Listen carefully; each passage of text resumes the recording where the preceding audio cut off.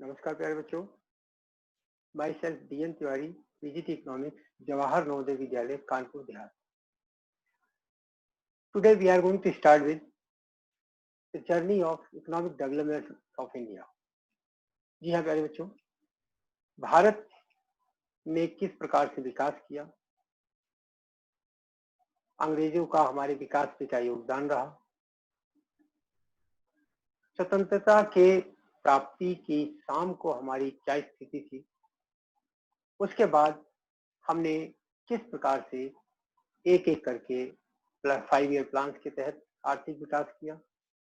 1991 में ऐसी कौन सी परिस्थितियां उत्पन्न हुई जिनके कारण हमें अपने आर्थिक विकास के रास्ते को बदलना पड़ा और एक संरक्षणवादी नीति से हट करके हमें स्वतंत्रता, उदारता और वैश्वीकरण की तरफ क्यों आगे बढ़ना पड़ा। इसके बाद प्लानिंग कमीशन जैसी महत्वपूर्ण संस्था को समाप्त करके हमें नीति आयोग जैसी ज्यादा प्रभावशाली संस्था की आवश्यकता क्यों पड़ी। आज की इस क्लास में वास्तव में हम लोग इन्हीं सभी चीजों का बहुत विस्तृत विवरण देने जा रहे हैं। आइए हम चाहते हैं कि इस यात्रा में आपको भी अपना सहभागी बना दें। जहां तक भारतीय अर्थव्यवस्था की बात है, तो जब हमारा देश आजाद हुआ उस समय तक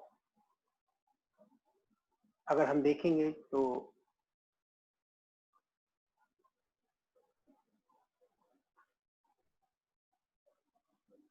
भारत में ब्रिटिश रूल था 200 साल तक लगभग। उससे पहले भी हमारी स्थिति बहुत अच्छी नहीं थी। जो राजा लोग थे उन लोगों ने भारतीय अर्थव्यवस्था को एक यूनिट के रूप में कभी भी विकसित करने की कोशिश नहीं की। कुछ शासकों ने, जिसमें से सम्राट अशोक हुए या भरतवंशी राजा हुए या कुछ हमारे शास्त्रों में वर्णित राजाओं के अलावा वास्तव में किसी राजा ने देश को देश के रूप में कभी भी विकसित करने के बजाय उन्होंने अपने विकास पर ज्यादा ध्यान दिया। प्यारे बच्चों, जब देश आजाद हुआ 15 अगस्त 1947 को, उस समय हमारी क्या स्थिति थी, ये अगर हम आपके सामने रखेंगे, उससे पहले हम आपको बताएंगे कि इस लेसन को कंप्लीट करने के बाद आपको क्या क्या समझ में आ चुका होगा। सबसे पहले तो हमें समझ में आ गया होगा कि भारतीय अर्थव्यवस्था की क्या स्थिति थी और साथ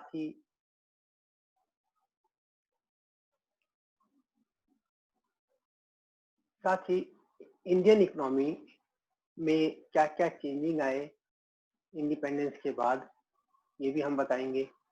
और जो इकोनॉमिक रिफॉर्म्स हुए उसका क्या असर पड़ा, ये भी हम आपको बताने जा रहे हैं।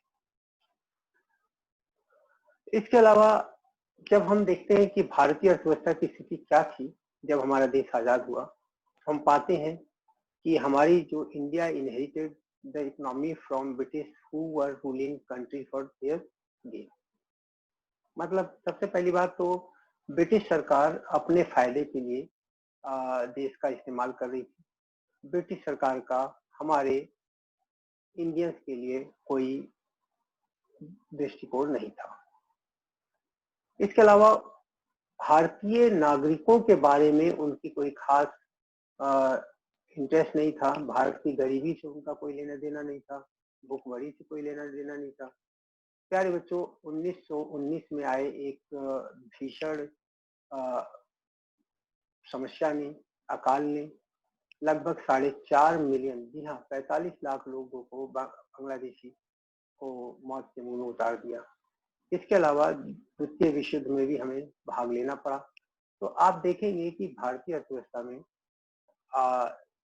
जो ब्रिटिशर्स का रोल था वो हमारे संसाधनों का प्रयोग करके उनको ले जा रहे थे ब्रिटेन की तरफ। और ब्रिटेन में हम लोगों ने देखा कि ब्रिटेन में किस प्रकार से पक्का माल बन करके हमारे इंडिया में वो आता था। यही कारण है कि उन्होंने रेल का भी विकास किया। अगर आप रेलवे देखेंगे तो रेलवे उनका एक धनात्मक योगदान माना जाता है। तो रेल का विकास भी उन्होंने जो किया उसका मुख्य कारण था उनका अपना व्यापार सही होना चाहिए। तो ट्रेड के लिए ही उन्होंने रेलवे का भी विकास किया ताकि वो अपने कच्चे माल को, अपने सिपाहियों को, अपने पके हुए माल को ला करके हिंदुस्तान में बेच सकें और ब्रिटेन का फायदा उठा सकें। अब at the end of the British period कुछ जो नोटेबल फीचर्स थे भारत के, अगर हम उनकी बात करेंगे तो पाएंगे कि सबसे पहली बात तो हमारे यहाँ जो हैंडीक्राफ्ट था वो इंडस्ट्री पूरी तरह से डिस्ट्रॉय हो चुकी है। आप देखिए कितनी खूबसूरती से उस समय हमारे यहाँ हैंडीक्राफ्ट पर काम होते थे, चाहे पॉटरी का हो, चाहे कालीन का हो, है ना, चाहे लेदर काम हो। तो उस समय हम लोग देखते थे कि भारतीय अर्थव्यवस्था का विकास काफी तेजी से था जब ब्रिटिशर्स आए, लेकिन ब्रिटिशर्स ने इस चीज को समाप्त कर दिया। इसके अलावा जो आप देखेंगे कि जब इंडिया में ब्रिटिशर्स आए तो वो एक रूलर के रूप में आए, है ना। Emperors and Kings were ruling this land. जब वो यहाँ आए तो अलग अलग जगह के अलग अलग राजा लोग थे और वो यहाँ के शासन संभालते थे। राजाओं की खासियत हुआ करती थी कि वो जो लोकल हैंडीक्राफ्ट था, लोकल आर्टिजन थे, लोकल कारपेंटर्स थे, आर्टिस्ट थे, वीवर्स थे, इन सबको बहुत बढ़ावा देते थे। आपने सुना होगा कि फलाने राज दरबार में पेशावर से एक घोड़े बेचने वाला आया, काबुल से घोड़े बेचने वाला आया, उसको बादशाह ने इतना इनाम दिया। तो ये सब चीजें उस समय बहुत महत्व रखती थी और इस तरीके से आप देखेंगे भारतीय अर्थव्यवस्था के विकास में इनके योगदान को हम महत्वपूर्ण मान सकते हैं। जब ब्रिटिशर्स इंडिया आए तो यहाँ के राजा, यहाँ के शासक आपस में लड़ रहे थे अपने अपने एक्सपेंशनरी नीतियों के कारण, अपनी और तमाम तरीके की आदतों के कारण, चाहे वो जाति का हो, चाहे धर्म का हो, चाहे कोई और मुद्दा ले लो। इस तरीके से हम आपस में मतभेद था। एक राज्य दूसरे राज्य से बहुत निकट नहीं था, बल्कि एक दूसरे को कब्जा करने की नीति पे लगे हुए थे। इसके अलावा आपने देखा कि दीज पीपल, जो लोग थे using their labour and local skills to create things. उस समय लोकल इस्तेमाल करते थे ये लोग, और a lot of concentration and long time was required to create such things। इसमें कोई दो राय नहीं। आप अगर ध्यान से देखेंगे तो देखिए ये शीश महल का अंदर का नजारा है, इसमें कितना हैंडीक्राफ्ट वर्क काम हुआ है। So the king's courts in various parts of the country were full of decorative items। बहुत सारे आइटम्स ये लोग इसको बढ़ावा देते थे, इसके लिए मैंने ये आपके सामने पिक्चर रखी। लेकिन जब ब्रिटिशर्स इंडिया में आए तो क्या हुआ, उन्होंने सबसे पहले इन आर्टिजन्स को, इन पीजेंट्स को, इन राजाओं को ही बर्बाद किया और अल्टीमेटली ना towns were destroyed and with the handicraft industry was also destroyed.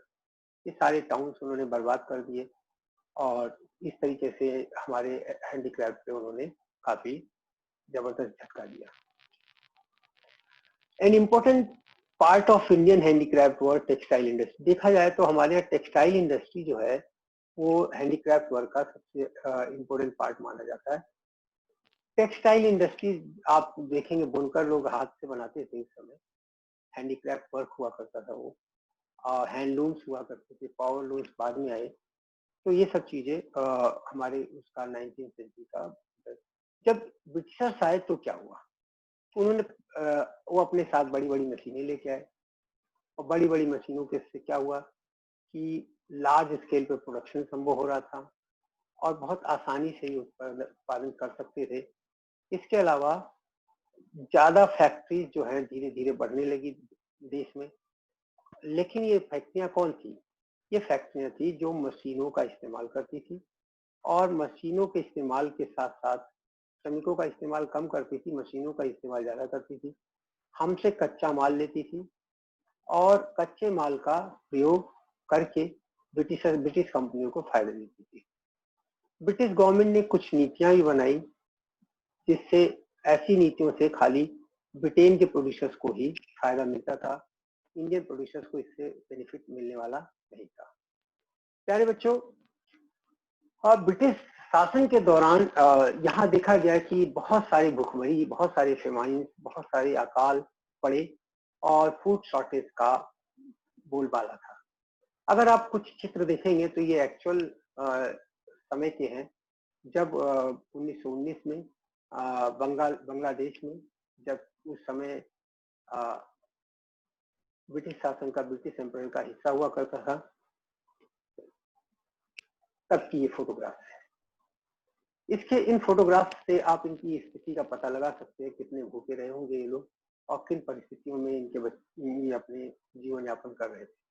प्यारे बच्चों, अगर आंकड़ों पे जाए तो 1800 से लेकर 1825 में 10,000 लोग ऐसे थे जो भूख से मर गए। जी हाँ बच्चों, ये खाली भूख से मरने वाले लोगों की संख्या है, जो कि सरकारी रिकॉर्ड में दर्ज है। 1826 से अगर हम 1850 की बात करते हैं तो यहाँ पे हम देखते हैं कि लगभग 5 लाख लोग 1826 से 1850 में 5 लाख लोग भूख से मरे हैं, स्टार्वेशन से मरे हैं। और 1851 से 1875 में ये संख्या सिर्फ 5 लाख लोगों की थी। और 1876 से अगर हम 1900 की बात करें, ये संख्या बढ़कर के 260 लाख लोग हो गए। 260 lakh people died because of starvation. अब आप इसी से अंदाजा लगा सकते हैं कि भारत की क्या स्थिति रही होगी ब्रिटिश एम्पायर के बाद। तो जब हम famine and shortage of food की बात करते हैं, तो the worst part of British rule of India had been frequent occurrence of famine. मैंने अभी आपको बताया फेमाइन उस समय बहुत हो रही थी, और ये फेमाइन से कैसी सिचुएशन होती है जिसमें बिना फूड के, बिना खाने के हजारों लाखों लोग भूख से मर जाया करते हैं। फेमाइन की लगभग 33 बार हुई है ब्रिटिश पीरियड में, और सबसे बिगेस्ट फेमाइन 1943 की मानी जाती है, जो कि भारत की स्वतंत्रता से जस्ट 4 साल पहले की है। और आप देखेंगे लगभग 1.5 मिलियन पीपल इस समय, 1943 में 1.5 मिलियन पीपल मर गए थे खाने के कारण, फूड शॉर्टेज के कारण। प्यारे बच्चों, ये फेमाइन्स क्यों होती है, वाई? अगर हम वाई की बात करते हैं, वाई देयर इज फेमाइन, उसका कारण होता है नंबर 1 बैड रेनफॉल। हमारी जो कृषि थी वो टोटली मॉनसून पे आधारित थी, मॉनसून डिपेंडेंट थी। नंबर 1, कोई रिफॉर्म नहीं किया गया था।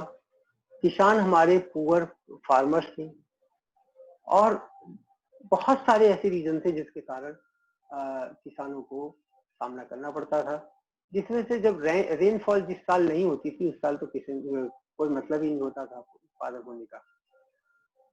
ब्रिटिश गवर्नमेंट ने क्या किया, एक और खासियत की कि उन्होंने क्या किया, अपने सेना को, है ना, उनकी सेना कई जगह थी, है ना, कई देशों में थी उस समय। सेना के लिए खाना भेजते थे, और इंग्लैंड में भी भेजते थे, और जहां जहां उनके लोग थे, जहां जहां उनका साम्राज्य था, वहां वहां खाना भारत से भेजते थे। तो एक तो मॉनसून डिपेंडेंट वैसे ही हम लोग थे, और ऊपर से यहाँ का फूड आइटम जो है दूसरे देशों में बेचा जाए। इसके अलावा पैसा कमाने के लिए भी ब्रिटिश गवर्नमेंट फूड को एक्सपोर्ट करती थी। तो नेचुरल है, ऐसी स्थिति में आप देखेंगे कि भारत की स्थिति पे असर होगा। अपने सोल्जर्स के लिए ऐसा माना जाता है कि जो ब्रिटिश गवर्नमेंट के सोल्जर्स थे, जो डिफरेंट लड़ाइयों में, युद्ध में लड़ रहे होते थे, उनके लिए भी फूड आइटम, ग्रेन जो है वो इंडिया से भेजा जाता था। ऐसा तमाम विद्वान, तमाम इतिहासकार लिखते हैं। प्यारे बच्चों, अगर हम और नीचे आए तो British had not only captured India, Britishers ने ना सिर्फ इंडिया को कैप्चर किया था, बल्कि ऑल्सो मेनी अदर, उन्होंने और दूसरे देशों को भी कैप्चर किया था। तो ये अपना फूड आइटम भेजते थे दूसरे कंट्रीज में भी, ना सिर्फ इंडिया में। ये देखिए आप, मलेशिया में उनकी सेना पड़ी हुई है और ये उनकी सेना जापान के आसपास पड़ी हुई है। तो इस तरीके से सेकेंड वर्ल्ड वॉर का ये सीन है। प्यारे बच्चों, poor people had not enough money to purchase food. पहली बात तो जो बैड मानसून हुआ करता था, बैड मानसून के कारण उनकी फसल नुकसान हो जाती थी। दूसरे, गवर्नमेंट जो है रेवेन्यू के लिए एक्सपोर्ट करती थी, ब्रिटिश गवर्नमेंट। तीसरे, वो अपने सोल्जर्स को भी खिलाती थी। और सोल्जर्स के अलावा आप देखेंगे कि पुअर पीपल के पास परचेजिंग पावर, मनी थी ही नहीं उनके पास, कहाँ से वो करते ऐसा काम। तो परचेजिंग पावर भी हमारे पास नहीं थी, हमारे किसानों के पास, जो उसको खरीद सकते।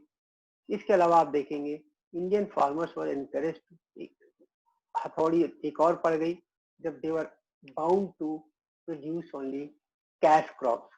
अब कैश क्रॉप्स की अगर हम बात करें तो आपके सामने है कुछ कैश क्रॉप। देखिए, ये जूट की खेती हो रही है, ये आपका सनफ्लावर्स की खेती हो रही है। इस तरीके से ब्रिटिशर्स ने क्या किया, हमें मजबूर किया कैश क्रॉप का उत्पादन करने के लिए। This led to fall in production of grains because less area was available for cultivation. इसके अलावा ये जो पांचवा कारण हम बता सकते हैं, इन सब के अलावा अगर आप देखेंगे तो हमारे यहाँ जो कल्टीवेशन का एरिया था वो भी बहुत कम था। एरिया अंडर कल्टीवेशन जो है वो बढ़ नहीं रहा था, तो इसके कारण भी हमारे यहाँ ग्रेन्स की कमी पड़ी। जहां तक कैश क्रॉप की फसल की बात अगर करें, हमारे यहाँ प्रोडक्शन हो रहा था। India was forced to produce cash crop for British to trade such as tea, indigo. ये आपका इंडिगो है, देखिए, है ना। ये आपका जूट कपास है, ये आपका टी लीव्स है, और ये देखिए ये आपका वेजिटेबल्स है, जिनका उत्पादन इंडियंस को करना था। अब इससे क्या हो रहा था, वास्तव में हम लोग जो है ग्रेन्स की कमी, हमारे यहाँ शॉर्टेज होती चली जा रही है। अब प्रोडक्शन ऑफ कैश क्रॉप का मैंने बताया, ये सारा देखिए यहाँ हम इंडिगो का उत्पादन कर रहे हैं, जिसे नील की खेती कहते हैं। ये जूट या कपास की खेती है, और ये देखिए शुगर केन की खेती है, और ये आपका ग्राउंडनट का उत्पादन हो रहा है। ये सारे के सारे कैश क्रॉप्स हैं। We were bound to produce these things rather than food items, food grain. So as said above, England was undergoing change in terms of industrialization. So factories there were in need of उनको raw material चाहिए था, और raw material के लिए हम यहाँ रो cotton उत्पादन करना चाहा। उनको इंडिगो चाहिए था, इसलिए प्रिंटिंग के लिए हमसे इंडिगो की जरूरत पड़ी, तो हमारे यहाँ इंडिगो का प्रोडक्शन स्टार्ट कराया। उन्होंने कुछ नगद पैसा दिया गरीब किसानों को, ताकि वो ये सब चीज का प्रोडक्शन करें, ना कि अपने ट्रेडिशनल फूड आइटम्स का। इसके अलावा हम देखते हैं कि जब हमारे गरीब किसानों ने ये कैश क्रॉप का उत्पादन शुरू किया, तो कैश क्रॉप के उत्पादन के कारण हम जानते हैं कि कितना देश को नुकसान हुआ। प्यारे बच्चों, ये जो इतना ही नहीं किया, ये तो किया उन्होंने, हमसे कच्चा माल ले करके और अपने ब्रिटेन की फैक्ट्रियों में बना करके हमको पक्का माल यानी इंडस्ट्रियल गुड्स को ला करके हमें बेचना शुरू कर दिया। अब जब वो गुड्स हमारे पास आई, तो अब देखिए हमसे कच्चा माल लिया सस्ते में, और हमको पक्का माल जो फैक्ट्री मेड गुड्स है, फैक्ट्री मेड गुड्स जो है हमको काफी महंगे रुपए में देने लगे।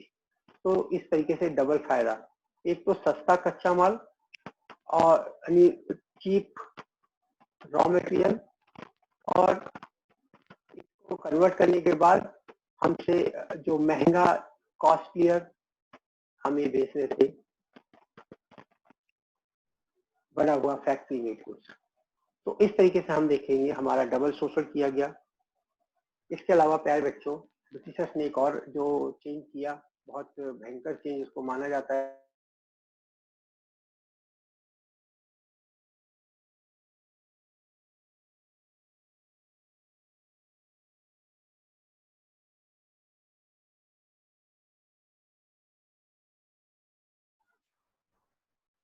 वो था इंटरमीडियरीज की अगर हम बात करें तो इंटरमीडियरीज के रूप में जमींदारी सिस्टम है ना।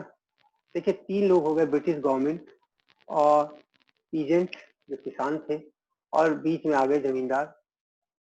जमींदार ने क्या किया, जमींदारी सिस्टम और किंगशिप के समय की क्या हसरत थी ये भी हम आपको बताएंगे। लेकिन जमींदार क्या हुए, जब गवर्नमेंट के बीच में जमींदार आ गए और ये आपके फार्मर्स थे, तो अब फार्मर्स का देखिए नंबर 1 डायरेक्ट इनसे संपर्क नहीं रहा सरकार से, सरकार से इनका कोई डायरेक्ट संबंध नहीं रहा। इन्होंने क्या किया, इनका फार्मर्स का एक्सप्लॉयटेशन शुरू किया। अब ये क्या था, इससे पहले हम थोड़ा सा आपको ये बताना चाहेंगे। प्यारे बच्चों, the Kings would collect tax based on quality of agriculture.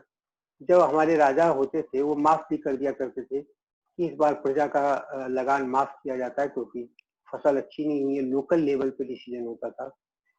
लेकिन ब्रिटिश गवर्नमेंट के समय क्या हुआ, ब्रिटिश रूल के समय ये चीज खत्म हो गई।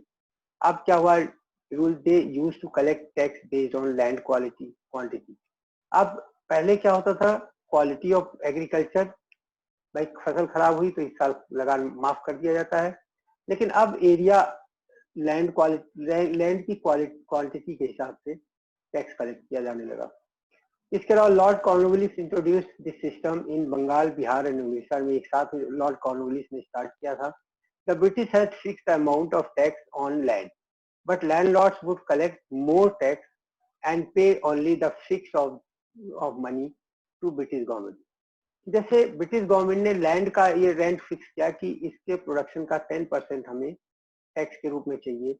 जमींदार ने क्या किया, इस पे 2% अपना भी ऐड कर लिया, तो उन्होंने किसानों से 12% टैक्स कलेक्ट करके 2% अपना कमीशन रखते थे और 12% किसानों को 12% टैक्स देना पड़ता था। तो इस तरीके से आप देखेंगे काफी किसानों को हमारे नुकसान हुआ और खेती पे इसका बहुत एडवर्स असर पड़ा और इसका उत्पादन पे भी आगे चल के काफी असर पड़ा।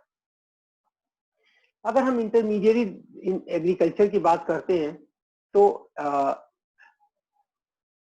भारत में कृषि ही सबसे मेन ऑक्यूपेशन थी। लगभग 70% लोग खेती में लगे हुए थे और ये मेजर सोर्स ऑफ रेवेन्यू हुआ करता था। अंग्रेजों के लिए तो ये सबसे बड़ा ल्यूक्रेटिव एरिया था कि हमसे वो फायदा कैसे उठा सकते हैं। प्यारे बच्चों, यहाँ हम देखते हैं कि किस प्रकार से ब्रिटिश ने क्या किया, 2 प्रकार का लैंड रेवेन्यू सिस्टम इंट्रोड्यूस किया। Number 1 permanent, number 2 temporary. Permanent में क्या होता था, under this system land revenue to be collected was permanently fixed. जमींदारों को सिस्टम दे दिया जाता था कि भाई आपसे हमें इतना % लैंड रेवेन्यू यहाँ से कलेक्ट करके देना है और वो फिक्स होता था, उसमें परिवर्तन नहीं होता था। लेकिन जो टेम्परेरी सिस्टम होता था, टेम्परेरी सिस्टम में ये चीज क्या हुई, टेम्परेरी सिस्टम में हमने इसको थोड़ा सा 20-25 साल के लिए ये वो टाइम के लिए लैंड रेवेन्यू फिक्स किया जाता था।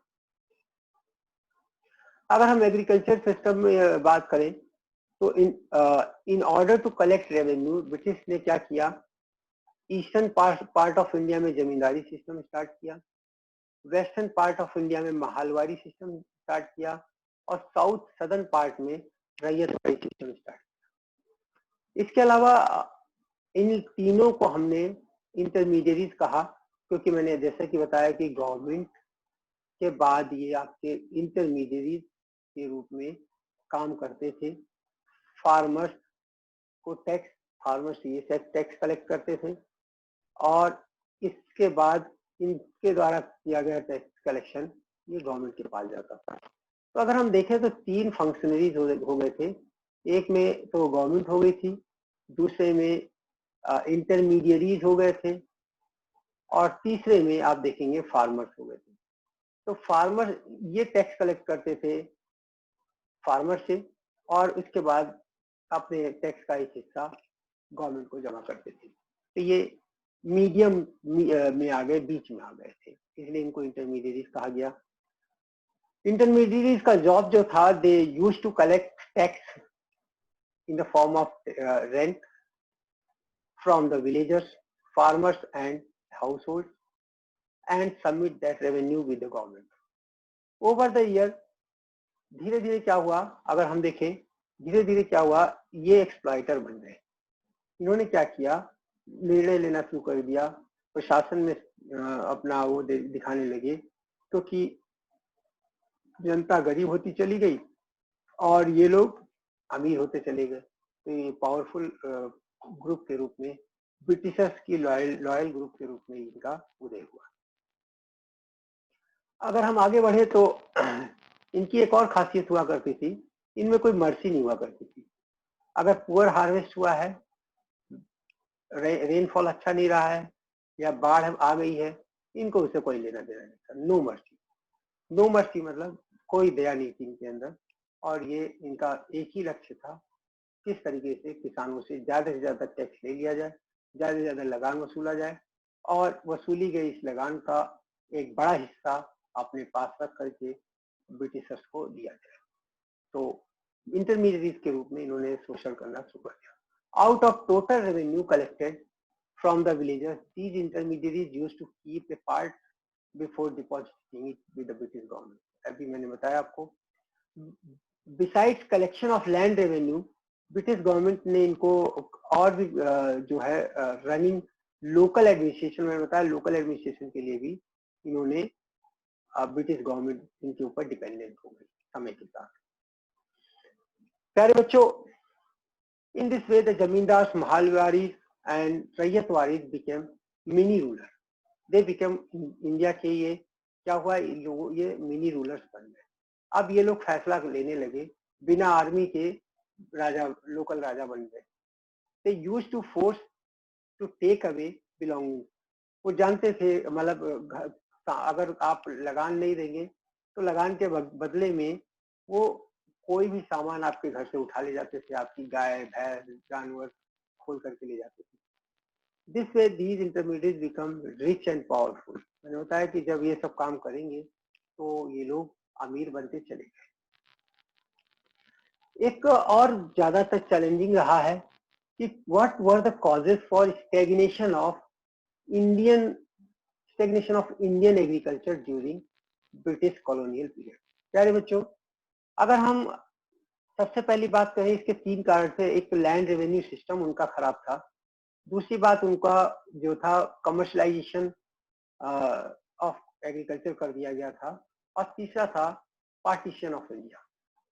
इन तीनों के कारण हमारे यहाँ की जो एग्रीकल्चर थी वो पूरी तरह से स्टैग्नेंट हो गई थी, जिसका हमें खामियाजा आगे चल के भुगतना पड़ा. तो लैंड रेवेन्यू सिस्टम की अगर हम बात करें तो हमने आपको भी बताया जमींदारी सिस्टम थे. जमींदार जो है वो रियल एक्सप्लॉइटर बन चुके थे, शोषणकर्ता बन गए थे. और शोषणकर्ता इसलिए भी बन गए थे क्योंकि ब्रिटिश गवर्नमेंट को न सिर्फ इनसे लगान या टैक्स वसूलना था, बल्कि जो स्थानीय प्रशासन भी इन्हीं से चलवाना था. तो स्थानीय प्रशासन में भी इनकी आवश्यकता होने के कारण ये ब्रिटिश गवर्नमेंट के लॉयल लेकिन जनता के, भारतीय जनता के शोषणकर्ता के रूप में उभर के आए. प्यारे बच्चों, यहाँ कमर्शलाइजेशन ऑफ एग्रीकल्चर की अगर हम बात करें तो जो प्रोडक्शन था क्रॉप का, वो बेसिकली अब फूड ग्रेन के लिए नहीं था. दे वर फोर्स्ड टू सेल, वो उनको बेचना पड़ता था. Production was not for self consumption. Cultivation of commercial crop, Indigo वगैरह मैंने आपको बताया, का उत्पादन ज्यादा होने लगा था. और फेमाइन्स अकरेंस के कारण भी एग्रीकल्चर की यहाँ स्थिति बहुत अच्छी नहीं हुई. तो less self consumption and larger part of produce was to be sold out to the market. अब आपके मार्केट में का मतलब क्या था, यहाँ खाली ब्रिटिश गवर्नमेंट, ब्रिटिशर्स को ही आपको बेचना था सामान. अब जब आपको ब्रिटिशर्स को ही सामान बेचना है तो वो बहुत सस्ते दामों पे आपसे खरीदते थे और इसको ले जाकर ब्रिटेन में फाइनल गुड्स बनाते थे और उसको ला करके मशीनों द्वारा फाइनल गुड्स बनाने के बाद उसको महंगी कीमत पे इंडियंस को ही बेच देते थे. प्यारे बच्चों, जब हमारा देश आजाद हुआ उस समय भी बहुत सारी परिस्थितियां थी, परेशानियां हुई, जिनको हम अभी डिटेल में पढ़ने जा रहे हैं. लेकिन उससे पहले मैं आपको बताऊंगा इसका असर क्या था। फूड क्राइसिस को एड ऑन मिल हो गया, क्योंकि पार्टीशन हुआ, फसलें बर्बाद हुई, लोग इधर से उधर आने जाने में लगे रहे। तो rice food producing area of west Punjab and Sindh went to Pakistan, ये एक बहुत बड़ा सेटबैक था हमारे लिए कि भारत से जो राइस का जो प्रोडक्ट प्रोड्यूसिंग एरिया था, सिंध और पंजाब का, जो वेस्ट पंजाब और सिंध का जो राइस प्रोड्यूसिंग एरिया था, वो हमारे पास उनके पास चला गया, पाकिस्तान के पास चला गया, और हमारे पास रह गया गेहूं के उत्पादन का एरिया। तो इस तरीके से भी बंटवारा हमारे देश का काफी नुकसानदायक रहा। आइए देखते हैं कि ब्रिटिशर्स के कुछ नेगेटिव इफेक्ट क्या रहे। सबसे पहले आपको बताया, they used to held political and economic power. Political and economic power Britishers के हाथ में चली गई और हमारे लोग सारे के सारे बो डाउन करने के अलावा उनके पास कोई ऑप्शन नहीं रहा। इसके अलावा देखेंगे कैश क्रॉप्स हमारे लिए मजबूर कर दिया गया कि हम कैश क्रॉप का उत्पादन करें, और हम लोग अपने फूड का उत्पादन ना करके कैश क्रॉप का उत्पादन करने लगे। इसके अलावा हमारे जो इंडस्ट्रीज थी उनको भी रिस्ट्रिक्शन के साथ ही काम करने का मौका दिया गया, क्योंकि ये फ्रीली जो है ब्रिटिश गवर्नमेंट की इंडस्ट्रीज के तरीके से इनको स्वतंत्रता नहीं मिली हुई थी, है ना। इसलिए कंपटीशन का माहौल नहीं था, कॉम्पिटिटिव एनवायरनमेंट क्रिएट नहीं किया गया था ब्रिटिशर्स के द्वारा। इसलिए आप इसके अलावा racist attitude of most Britishers official and missionaries threatened Indian traditional life. प्यारे बच्चों, अगर आप देखेंगे तो जो ब्लैक एंड व्हाइट का कॉम्बिनेशन, ये हमारे यहाँ कास्टिज्म को लेकर के तमाम अटैक जरूर किए जाते हैं। कास्टिज्म कोई अच्छी चीज है भी नहीं, लेकिन अगर देखा जाए तो रेसिज्म के मामले में अगर ब्रिटिश गवर्नमेंट को का व्यवहार इतिहासकारों ने काफी अच्छा नहीं बताया है। इसके बाद इनके कुछ पॉजिटिव काम भी हुए हैं। प्यारे बच्चों, ब्रिटिश गवर्नमेंट ने कुछ पॉजिटिव काम भी किए हैं। ये पॉजिटिव क्या रहा है? सबसे पहले बात की जाती है रेलवे की। रेलवे का इन्होंने विकास किया, लेकिन रेलवे की खासियत क्या रही है? रेलवे में अगर आप देखेंगे तो ब्रिटिश गवर्नमेंट ने पहला रेल जो 1850 में चलाया था, तब से लेकर के आखिरी तक इन्होंने जो इंफ्रास्ट्रक्चर डेवलप किया, उसका मुख्य कारण क्या था? ये अपनी सेना को लाना ले जाना चाहते थे, ये अपने उत्पादन को बेचना चाहते थे, ये हमारे कच्चे माल को रेलवे से खरीदना चाहते थे, रेलवे के थ्रू एक जगह से दूसरी जगह ले जाते। तो रेलवे का विकास इन्होंने किया। एक और खासियत रही, 1850 से 1855 के बीच में फर्स्ट जूट मिल का किया गया, first cotton mill and first coal mine यहाँ पे स्टेब्लिश की गई 1850 से 1855 के बीच। इसके अलावा railway lines and number of the above said mills kept increasing. ये रेलवे लाइन और इनका नंबर जो है समय के साथ बढ़ता चला गया। ब्रिटिश गवर्नमेंट ने एक और काम किया, जो टेलीग्राफिक जो सिस्टम था इंडिया में सुधारा, पोस्ट ऑफिस। इस समय भी इंडिया का जो पोस्ट ऑफिस सिस्टम है वो लार्जेस्ट इन द वर्ल्ड माना जाता है।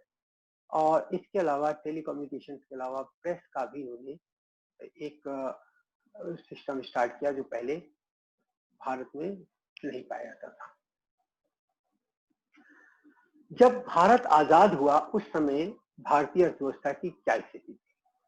Features of Indian economy on the eve of independence. First of all, our economy was stagnant.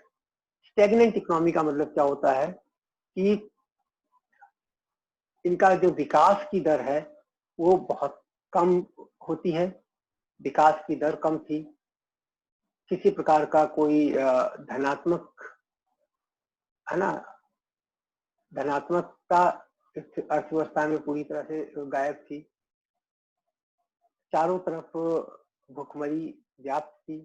अभी बंगाल की फिमाइन से लाखों लोग मरे ही थे, और सेकेंड वर्ल्ड वॉर के बीच में हम लोग अभी गुजर ही रहे थे कि हमारा देश आजाद हुआ।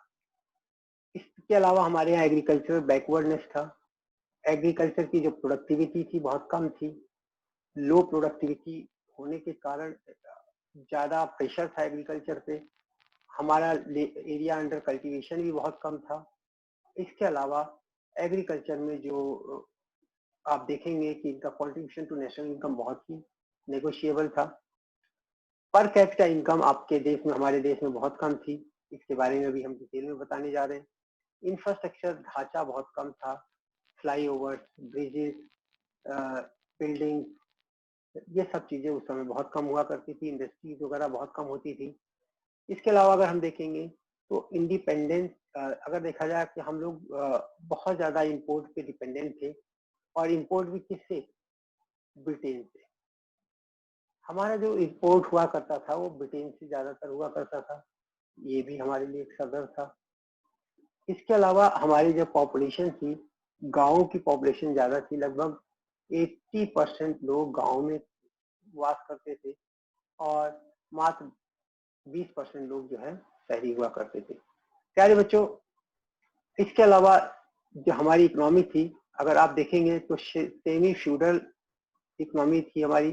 सेमी फ्यूडल इकोनॉमी का मतलब ये होता है कि यहाँ जमींदारी सिस्टम लागू था। जमींदार जो है वही राजा बन गए थे, वही, और हम सब गुलाम एक किस्म से उनके बात मानने के लिए बाध्य थे। कॉलोनियल इकोनॉमी थी हमारी, हम लोग कॉलोनियल उसमें थे, मतलब औपनिवेश के तहत उनके ब्रिटिश गवर्नमेंट के साथ को कुछ बात मानने के लिए बाध्य थे। हमारे यहाँ मास पॉवर्टी थी और स्टार्वेशन था। मैंने बताया अभी कितने लाख लोग कब कब मारे गए खाने के ना मिलने के कारण। हमारा जो ट्रेड था वो एडवर्स था। एडवर्स क्यों था? क्योंकि हम लोग, पहली बात तो, कच्चा माल किसको बेच सकते थे? ब्रिटिशर्स को। माल हम किससे खरीद सकते थे? ब्रिटिशर्स से खरीद सकते थे।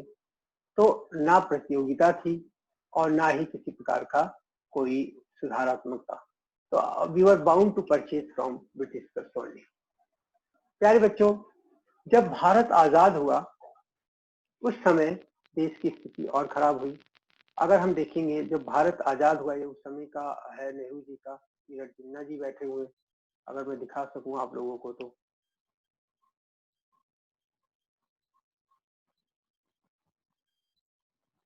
तो ये जिन्ना जी बैठे हुए देखिए, और ये लॉर्ड माउंटबेटन है, उस समय जो हमारे शासक हुआ करते थे।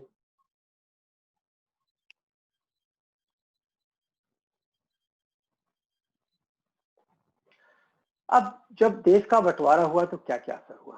सबसे पहली बात तो इंडस्ट्रीज एंड रॉ मटेरियल की अगर हम बात करें, प्यारे बच्चों, बहुत बड़ा मजाक हुआ इंडिया के साथ।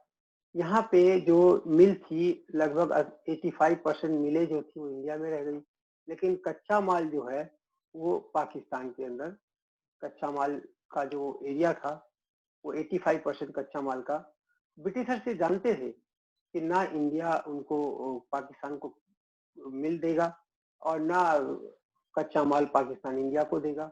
दोनों में आपस में इतना मतभेद, इतनी नफरत है कि अल्टीमेटली दोनों हमें बुलाएंगे और हम ही आके वापस राज करेंगे। दूसरी बात थी कि जो वार एक्सपेंडिचर था वो इंडियन अकाउंट से चार्ज किया गया। सेकेंड वर्ल्ड वॉर में ब्रिटिशर्स ने भाग लिया था। सेकेंड वर्ल्ड वॉर में जो इंडियन ब्रिटिशर्स ने भाग लिया था, उसका सारा का सारा खर्चा गवर्नमेंट ऑफ इंडिया अकाउंट से चार्ज किया गया। ये भी अपने आप में एक बहुत बड़ा दुर्भाग्य था देश का, जो हम मानने के लिए बाध्य थे। जो ब्रिटिश गवर्नमेंट ने भारत के लिए लोन लिया था, उसका पेमेंट भी गवर्नमेंट ऑफ इंडिया को करना था। Pakistan literally refused to make the payment of the loan taken by British government for the name of development of India. Because according to Pakistan, there wasn't any Pakistan. That's why should we make the payment of a part of that? तो ये इस तरीके से illogical इन्होंने तर्क दिया, और सारा का सारा जो कर्जा था वो इंडियन अकाउंट से पेमेंट करना पड़ा। हमारे पास पॉपुलेशन का एक बहुत बड़ा हिस्सा आ गया था। पॉपुलेशन का एक बहुत बड़ा हिस्सा हमारे पास आ गया था, जबकि हमारे पास रिसोर्सेज उतने अच्छे नहीं थे। इसके अलावा देखेंगे ईस्ट पाकिस्तान। अब आप देखिए, ये बीच में हिंदुस्तान है, इधर पाकिस्तान है, और यहाँ पे फिर आकर पाकिस्तान का बांग्लादेश। तो पाकिस्तान चाहता था कि हमें एयरवेज और यहाँ से आने के लिए रास्ता मिले। इसी पे अभी बात चली रही थी कि वेस्ट बंगाल ने अपने आप को ईस्ट बंगाल ने अपने आप को स्वतंत्र घोषित करा दिया। रिटायरमेंट बेनिफिट जो थे ब्रिटिश गवर्नमेंट के, ब्रिटिश एम्प्लॉइज के जो रिटायरमेंट बेनिफिट थे, वो भी हमें इंडियन अकाउंट से देना पड़ा। अब इंडियन इकोनॉमी, जब हमारा देश आजाद हुआ तो देश में बहुत जोश था प्यारे बच्चों। और सबसे पहले हमने एक तो जमींदारी सिस्टम का अबोलिशन किया। 1951 में एक एक्ट आया जिसको हमने कहा Uttar Pradesh zamindari abolition and land reform act. ये 1952 में पास हुआ। इसके अंदर एक तो जमींदारी सिस्टम को हमने तुरंत खत्म कर दिया। और जमींदारी सिस्टम को खत्म करने का मतलब ये हुआ कि जो भूमि के मालिक थे जमींदार, हमने क्या किया, उनसे वो जमीन खरीद करके जो एक्चुअल किलर्स थे उनको हमने दे दिया। जी हाँ बच्चों, जमींदारों से जमीन छीनी नहीं गई थी, उनसे खरीदी गई थी। गवर्नमेंट ऑफ इंडिया ने उनको लॉन्ग टर्म बॉन्ड्स लेकर के वो जमीन खरीद करके गरीबों में बांटी। इसके अलावा जो टीनेंसी रिफॉर्म भी उस समय इंट्रोड्यूस किए गए, ताकि जो टीनेंट थे उनको भी कभी भी निकालना संभव ना हो, अपना मतलब उनका भी एक रक्षा के रूप में काम करे।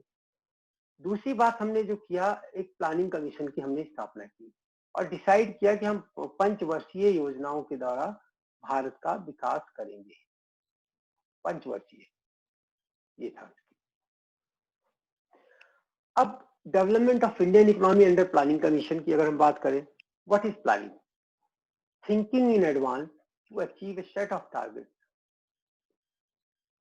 मतलब हम एक निश्चित टारगेट को प्राप्त करने के लिए जो स्ट्रेटजी अपनाते हैं उसको पहले सोचना, प्लानिंग करना और सोच करके एक रिसोर्सेज का कैसे इस्तेमाल करना है, किस किस का उत्पादन ज्यादा करना है, पहले करना है, ये सब प्रायोरिटीज को ध्यान में रखते हुए thinking in advance to achieve a set of target as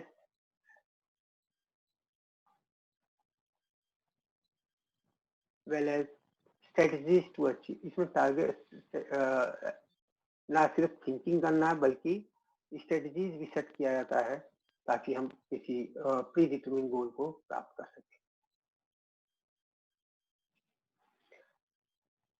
जो शॉर्ट टर्म और लॉन्ग टर्म गोल्स हमने फिक्स किए थे, सबसे पहले अगर हम शॉर्ट टर्म गोल की बात कर लें तो plan wise starting from recovery to achievement sustainability of economic development.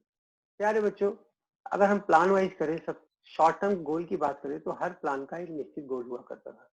जैसे फर्स्ट 5 ईयर प्लान में हमने क्या किया था कि हमने हमारा जो मेन टारगेट था भूखमरी को दूर करना था और हमारा दूसरा टारगेट था कि जो वॉर से डैमेज हुआ था उसको रिकवर करना, वो हमने कर लिया।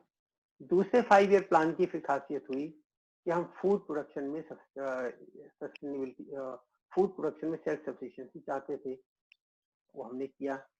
सेकंड 5 ईयर प्लान की एक और खासियत थी कि हमने इसमें इम्बैलेंस डेवलपमेंट का मॉडल अपनाया। इम्बैलेंस डेवलपमेंट का मॉडल क्या होता है? इस मॉडल के अनुसार हम जानते हैं कि हमारे पास रिसोर्सेस बहुत कम है और हमें हमारी समस्याएं बहुत सारी है, मेनी प्रॉब्लम्स। अब हम ये जानते हैं कि सारे सेक्टर्स का हम डेवलपमेंट इन कम रिसोर्सेज से नहीं कर सकते, तो हमने इम्बैलेंस डेवलपमेंट का मॉडल अपनाया जिसके अनुसार हमने प्राथमिकता दी बेसिक एंड की इंडस्ट्रीज को।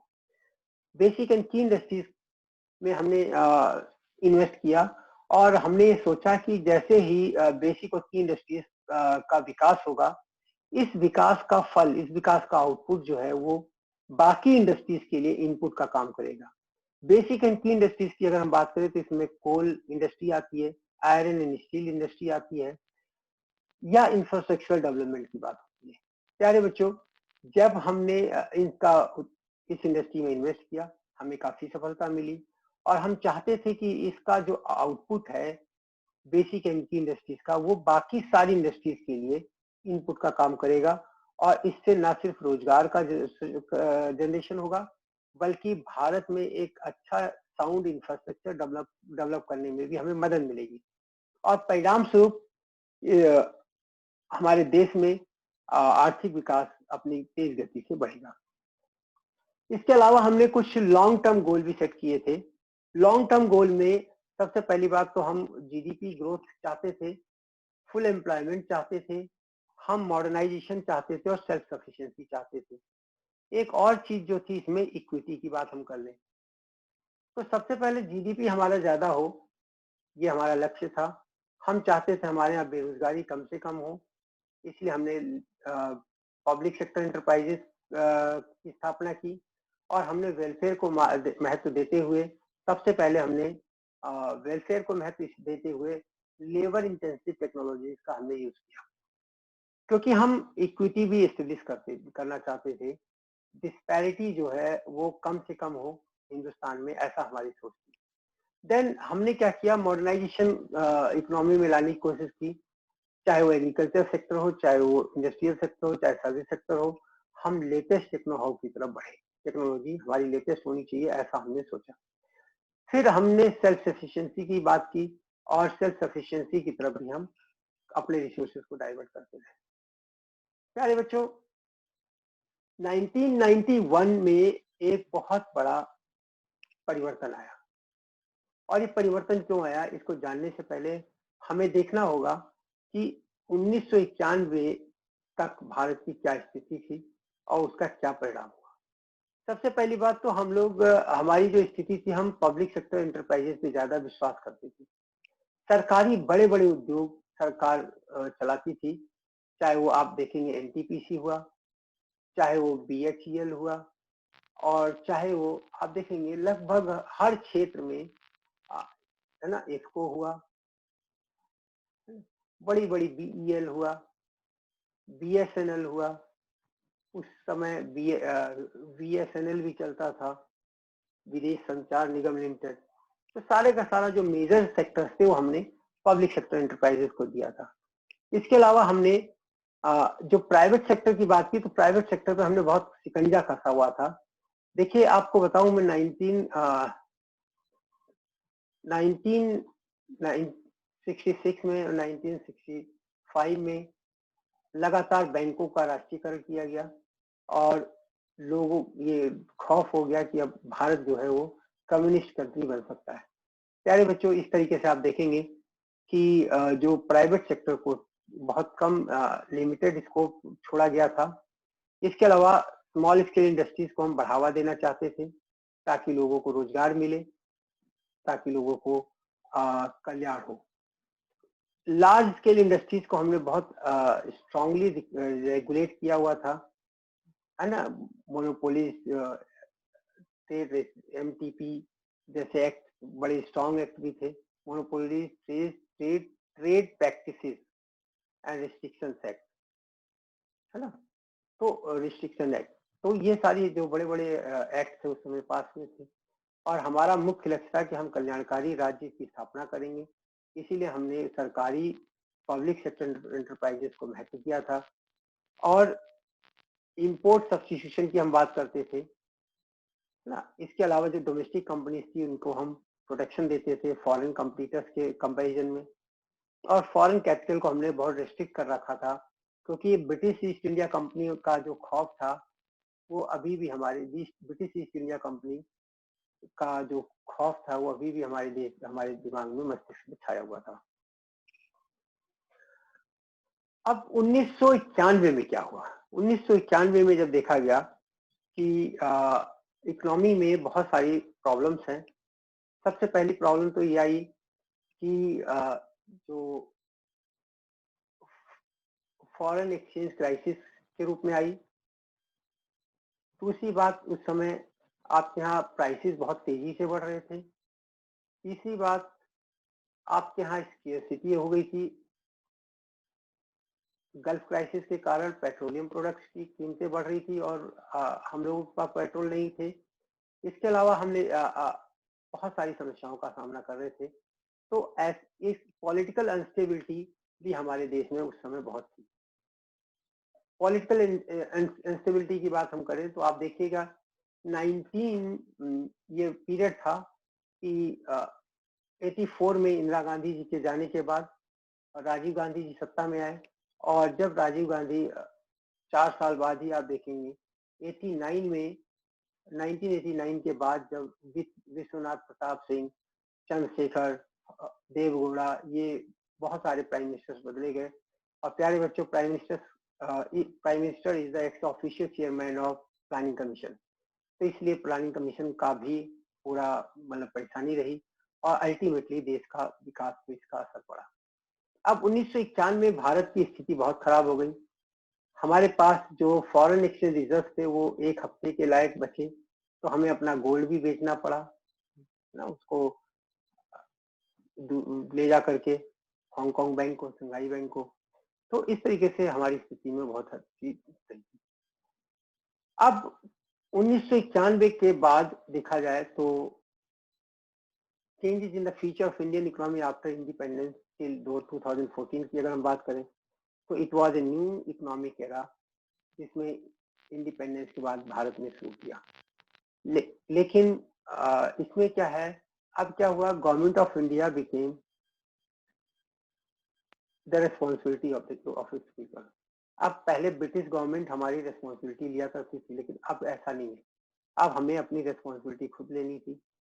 इसके अलावा आप देखेंगे ब्रिटिश गवर्नमेंट का तो ये था कि फायदा ब्रिटेन को हो, लेकिन अब क्या है, इंडिया का फायदा इंडिया में रहना चाहिए, ऐसा हमारा लक्ष्य हो गया। 2020 की बात अगर हम करें तो लगभग 70 साल हो गए देश को, और इस 70 साल में अगर हम इवेल्युएशन करें अपनी इकोनॉमी का तो हम कुछ विशेष परिस्थितियां पाते हैं। प्यारे बच्चों, सबसे पहले अभी भी हम देखते हैं कि हमारे यहाँ पर कैपिटा इनकम बहुत कम है। हम देखते हैं कि जो रेट ऑफ ग्रोथ ऑफ पर कैपिटा इनकम है वो भी बहुत कम है। पॉपुलेशन का प्रेशर हमारे देश में अभी बहुत ज्यादा है, अभी भी ज्यादा है, लगभग 0.99 पर 1000 के हिसाब से बढ़ रही है। पॉवर्टी की बात अगर करें तो आज भी हमारे यहाँ लगभग 30 करोड़ लोग घोषित रूप से गरीब माने जाते हैं। एग्रीकल्चर पे आज भी हम डिपेंडेंट हैं, और प्लानिंग फॉर डेवलपमेंट की अगर हम बात करें तो हमने 5 ईयर प्लान का इस्तेमाल किया डेवलपमेंट के लिए। आइए देखते हैं इसको हम वन बाय वन देखेंगे।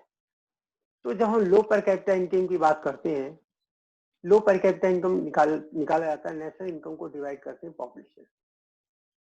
लो पर कैपिटा इनकम का लो होने का कारण या तो आपके यहाँ नेशनल इनकम का कम होना है या पॉपुलेशन का अधिक होना है, क्योंकि पर कैपिटा इनकम की अगर हम बात करें, per capita income is equal to, अगर हम बात करें तो नेशनल प्रोडक्शन अपॉन पॉपुलेशन। तो पॉपुलेशन अगर हमारी कम है, पॉपुलेशन कम है तभी पर कैपिटा इनकम ज्यादा होगा, या अगर आप देखेंगे प्रोडक्शन हमारा ज्यादा है तब भी इसका। तो income of an individual is a major indicator of his और हर स्टैंडर्ड ऑफ लिविंग। प्यारे बच्चों, पर कैपिटा इनकम से किसी के स्टैंडर्ड ऑफ लिविंग के बारे में आप अंदाजा लगा सकते हैं। Per capita income gives the idea of income earned by on an average by individual in the economy. एक वित्तीय वर्ष में एक इंडिविजुअल ने कितना प्रति व्यक्ति आय प्राप्त किए ये बताता है। प्यारे बच्चों, 2009-10 का अगर आंकड़ा हम आपके सामने रखें तो हमारे यहाँ 33,731 रुपए पर कैपिटा इनकम था। तो यानी कि ये प्रति व्यक्ति प्रति वर्ष अगर हम इसको 12 से डिवाइड कर दें तो हमें पर मंथ जो इनकम थी वो इतनी आ रही। अब 2811 रुपए में हमें घर चलाना है। प्यारे बच्चों, अब ये अमाउंट बहुत अच्छा तो नहीं मान सकते, क्यों? क्योंकि आपको रहने के लिए घर चाहिए, पहनने के लिए आपको कपड़े चाहिए, आपको मटेरियल है ना, आपको फूड आइटम चाहिए खाने के लिए, और आपको ये सारी चीजें कहाँ से मिलेगी? बाजार से मिलेगी, खरीदनी पड़ेगी। इसके अलावा देखा जाए तो दूसरी चीज अगर हम आगे बढ़े तो अगर आदमी अपने घर में रहता है, पेरेंटल प्रॉपर्टी में रहता है, तब भी उसको खाली रेंट नहीं देना है, बाकी सारा खर्चा उसको करना ही है। अगर रेट ऑफ ग्रोथ की हम बात करते हैं तो रेट ऑफ ग्रोथ हमारे यहाँ बहुत कम था इस समय। ये भी हम देख सकते हैं, इंडिया पर capita income is not only low but growing very slowly. तो लो भी है, एक तो बहुत कम है, 2811 रुपए है प्रति व्यक्ति प्रति माह, है ना। दूसरी बात ये है कि ये बहुत स्लो रेट से ग्रो कर रही है। इसको अभी हम डिटेल बताएंगे ऐसा क्या कारण है। इसका सबसे मेन कारण तो ऐसा माना जाता है कि unlimited and repeatable human wants. प्यारे बच्चों, हमारी जो वांट्स है, हमारी डिजायर्स है, वो अनलिमिटेड है एंड रिपीटेबल है। अब आपको एक्स्ट्रा मनी चाहिए होता है। सबसे पहली बात तो आपको जो अपनी डिजायर्स को पूरा करने के लिए पैसे चाहिए। कौन सी डिजायर्स को? सबसे पहले तो आपको ऐसी इच्छाओं को पूरा करने के लिए पैसा चाहिए जो रोज आपको करनी है, और इन इच्छाओं में से ज्यादातर रिपीट भी होती है। दूसरी बात है प्राइसेस। देखिए, केंज ने कहा है कि प्राइस जो है वन साइडेड फिनोमिना है। वन साइडेड फिनोमिना क्या है? प्राइस बढ़ तो सकती है, घट नहीं सकती, नेचुरल है। प्राइस बढ़ रही है तो आपको ज्यादा पैसा चाहिए। अब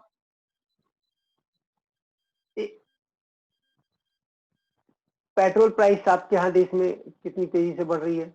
ऐसा माना जाता है पिछले एक महीने के अंदर 5 से 7 रुपए प्रति लीटर बढ़ी है। आज हालत ये हो गई है कि डीजल और पेट्रोल दोनों की प्राइस इक्वल हो गई है। अब आप ये समझ लीजिए, अगर हम एक एग्जांपल लेके आपको बताते हैं, एक व्यक्ति को ट्रक से जाना है दिल्ली से शिमला। दिल्ली से शिमला अगर हो जाता है और अपना सामान बेचता है जिसका रेट 300 रुपया है, जूता ले जाता है, दिल्ली में बनाता है, शिमला में बेचता है, 300 रुपये पर पेयर। अब उसका एक्सपेंडिचर और डीजल पहले जो था 3100 रुपये था, अब बढ़कर के 3700 रुपये हो गया, क्योंकि उसकी कीमत, डीजल की कीमत बढ़ गई है। ऐसी स्थिति में क्या होगा कि 600 रुपये कहाँ से मैनेज करेगा वो? नेचुरल है। अब उसको या तो कीमत बढ़ानी पड़ेगी या फिर प्रॉफिट को डाउन करना पड़ेगा। तो कीमत अगर वो 300 रुपये से बढ़ा करके 325 कर देता है तो वो कवर कर लेगा। नेचुरल है, ये चीज इतना आसान नहीं होती। तो ये 25 रुपये वो कहाँ से लाएगा? अब आपको ये 25 रुपये भी चाहिए। एक कस्टमर के रूप में आपको ये एक्स्ट्रा मनी फिर चाहिए। एक्स्ट्रा मनी आपको क्यों चाहिए? एक तो कीमत बढ़ रही है। एक्स्ट्रा मनी आपको क्यों चाहिए? अभी मैंने पीछे बताया आपको चाहिए तो एक्स्ट्रा मनी इसलिए चाहिए क्योंकि आपकी जरूरतें सबसे ज्यादा है। एक्स्ट्रा मनी इसलिए चाहिए क्योंकि आपकी जरूरतें बार बार बढ़ रही हैं, नई नई जरूरतें आ रही हैं। एक्स्ट्रा मनी आपको चाहिए क्योंकि आपका जो प्राइसेस आपके देश में तेजी से बढ़ रहा है। एक्स्ट्रा मनी आपको इसलिए भी चाहिए कि आप अपने स्टैंडर्ड ऑफ लिविंग को मेंटेन करना चाहते हैं। तो लेकिन होता क्या है, पर कैपिटा इनकम उस देशों में नहीं बढ़ता। अब आप देखिए, अभी हमने एक बताया कि पर कैपिटा इनकम भारत में 37,731 था 2009-10 में, और 2008-9 में ये, अगर आप देखेंगे 2008-9 में ये 31,801। अगर घटा देंगे तो ये लगभग इनका जो अंतर है 37,730 माइनस 31,800, ये बच जाएगा 1,930। अब आपकी आय जो है, अगर 12 से इसे भाग दे दीजिए तो पर मंथ जो है आपकी आय, औसत आय पर मंथ 160 रुपये बढ़ी है। और 160 रुपये बढ़ी है, लेकिन 25 रुपये आपको एक जूते के लिए ज्यादा देना है। आपकी कुल जो इनकम बढ़ी है 160 रुपये बढ़ी है, 25 रुपये कीमत बढ़ गई खाली जूते पे। अब आप बताइए, बाकी चीजों की कीमत भी इसी रेशियो में बढ़ेगी, तो आपको पैसे की ज्यादा जरूरत पड़ेगी। इसके अलावा हमारा स्वभाव होता है कि हम अपने जो लोग हैं, अपने रिश्तेदार हैं, अपने दोस्त हैं, समाज के हिस्सेदार हैं, उन सबको हम उन सबकी सहायता भी करना चाहते हैं। इसलिए हमें पैसे की जरूरत पड़ती है, क्योंकि हम लोग समाज में रह रहे हैं, हमारे दोस्त भी हैं, हमारे रिश्तेदार भी हैं, उनको हमसे उम्मीद भी है, तो इसलिए हम सहयोग करना चाहते हैं। पैसे की जरूरत इसलिए पड़ती है। प्यारे बच्चों, अगर हम तीसरी बात करें तो यहाँ पे हम देखते हैं कि पॉपुलेशन का जो प्रेशर है हैवी है। India's economy is over populated, ऐसा माना जाता है। ये 60 सालों में लगभग 3 गुना बढ़ चुकी है। 1947 में हमारी जो पॉपुलेशन थी मात्र 35 करोड़ थी, जो कि बढ़ करके 121 करोड़, यहाँ तक कि ये पॉपुलेशन 138 की घड़ी बता रही है इस समय। तो it is the second largest population in populated area in the world. आप देखेंगे कि ज्यादा जनसंख्या का मतलब ज्यादा लोग होंगे जिनको हमें खाना प्रोवाइड करना होगा, जिनको हमें स्कूलिंग प्रोवाइड करनी होगी, जिनको हमें नौकरी प्रोवाइड करनी होगी, है ना। इसके अलावा पॉपुलेशन अगर बढ़ता है तो आपको फूड ग्रेन्स भी ज्यादा चाहिए, जो कि बहुत मुश्किल काम है। इसके अलावा आपका जो एरिया अंडर कल्टीवेशन बढ़ेगा नहीं, ये भी आपके सामने है। So if food production doesn't में, अब आपका एरिया अंडर कल्टीवेशन सेम है, टेक्नोलॉजी लगभग सेम है और पॉपुलेशन बढ़ रही है, तो उनकी जरूरत को पूरा करना आपके लिए इतना सरल नहीं होगा। Per capita food supply down हो जाएगी। Per capita food supply down होने से कीमतें और बढ़ेगी, है ना। Taking the whole India as one family, this further means each member have to less. भैया अब तो क्या रहेगा, या तो आप पॉपुलेशन बढ़ रही है, एरिया अंडर कल्टीवेशन सेम है, प्रोडक्शन नहीं बढ़ रहा है, तो क्या करना होगा। एक ही काम हो सकता है कि जब पहले 4 रोटी खाते थे अब 3 रोटी खाओ, जो कि सरल नहीं होगा। कहना आसान है, लेकिन इसको मानना बड़ा आसान नहीं होगा। प्यारे बच्चों, क्या ये अलार्मिंग नहीं है? It is not alarming, yes it is alarming. तो अलार्मिंग है क्योंकि ज्यादा जनसंख्या का मतलब ज्यादा कपड़े चाहिए, ज्यादा एक्सपेंडिचर चाहिए शिक्षा पे, हेल्थ पे भी ज्यादा चाहिए, हाउसेज ज्यादा चाहिए, रोड्स ज्यादा चाहिए। क्या नहीं चाहिए, सब कुछ चाहिए। तो अब देखिए, द पॉजिटिव थिंग हमारी पॉपुलेशन की, लेकिन नेगेटिव भी सब कुछ नहीं, हमारी पॉपुलेशन की कुछ पॉजिटिव भी चीजें हैं। सबसे पहली बात तो है कि हमारी पॉपुलेशन में जो 0 से 25 साल के लोग हैं वो लगभग आधे हैं। मतलब 138 करोड़ में से लगभग 70 करोड़ ऐसे लोग हैं जो कि 0 से 25 साल की उम्र के हैं। इसके अलावा देखेंगे अराउंड 78.5 करोड़ लोग ऐसे हैं, 121 अगर हम मान लेते हैं, जो कि 35 साल से कम है। ये यूथ पॉपुलेशन है। तो यूथ पॉपुलेशन का मतलब क्या है, हमारी एनर्जी फुल ऑफ एनर्जी होती है, स्ट्रेंथ होती है, और हम लोग जोश में काम कर सकते हैं, ऐसा पूरा विश्व मानता है। इसके अलावा डिपेंडेंसी रेशो भी कम होता है अगर आपके यहाँ इफेक्टिव पॉपुलेशन होती है। आपको पता है कि भारत में जो 3 राज्य कौन कौन से हैं जो सबसे ज्यादा पॉपुलेटेड हैं? सबसे पहले उत्तर प्रदेश है, फॉलोड बाय महाराष्ट्र, और नंबर 3 है बिहार। अब देखिए,